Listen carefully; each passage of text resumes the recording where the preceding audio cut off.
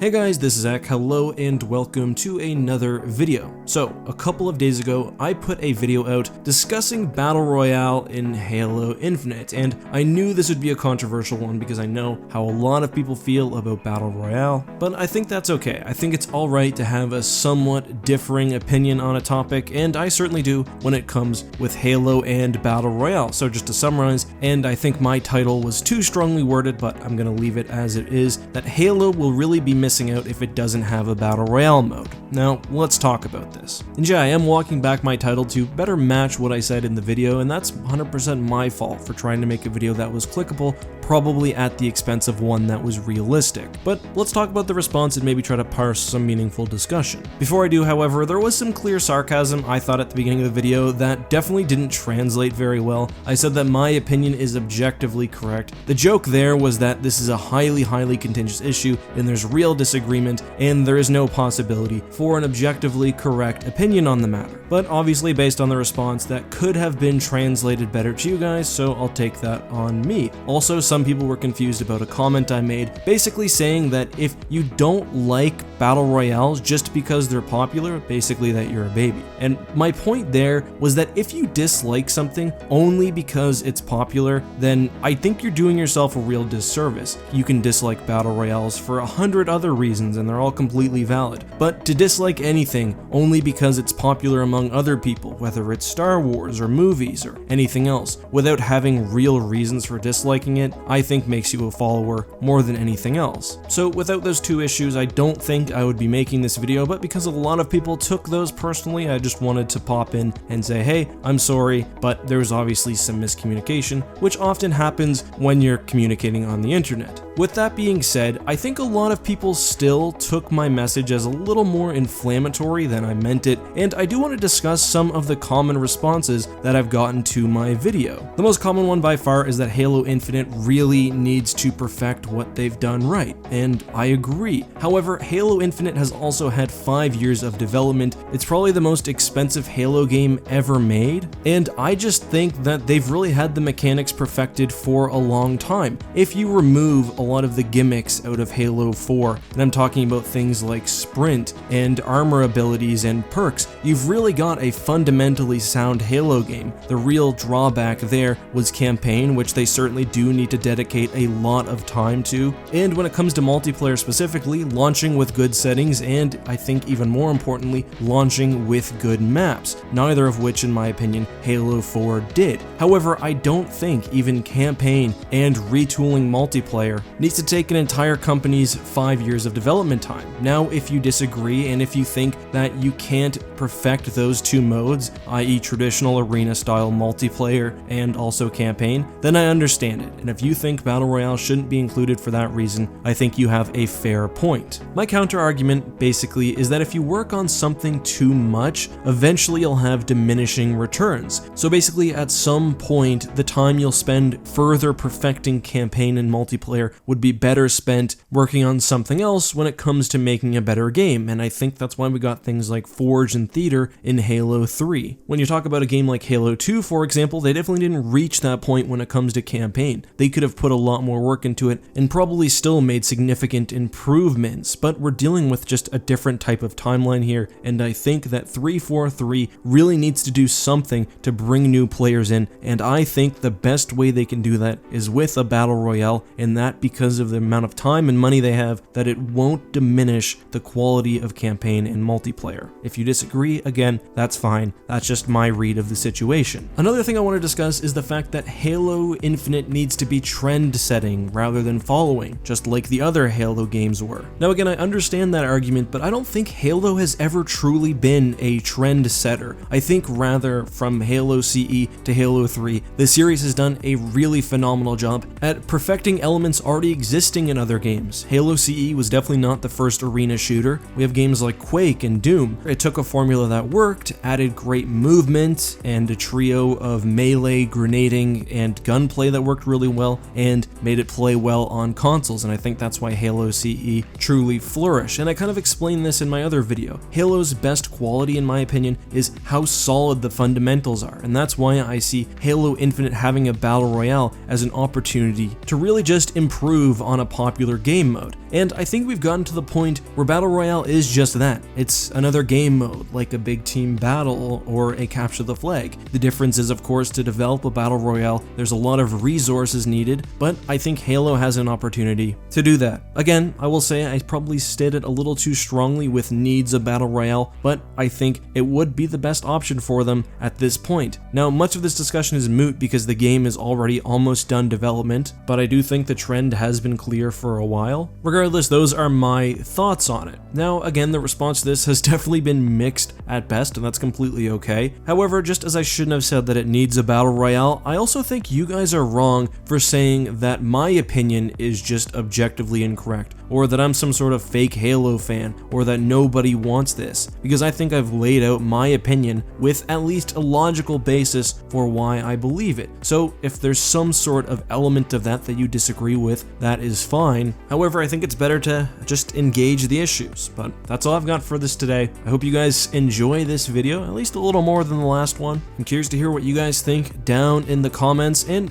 speaking about comments, I didn't delete anything in the last video. There was some talk in the comments about me deleting certain comments or whatever else. I did pin certain different comments throughout the video upload period, but I never deleted any of mine or any of anyone else's. I would never do that for a controversial video like that, unless the comments were just really inflammatory or something. I also will say I think there is a meaningful discussion about how a possible Battle Royale should be implemented. If it was in Halo Infinite, how do you make sure they're not nickel and diming you? What's a fair monetization method? Is it free as part of the game, or is it free for anybody? Again, a lot of questions there that probably warrant some more discussion, but that's all I'm going to say for now. As always, guys, have a good one, and may the Force be with you.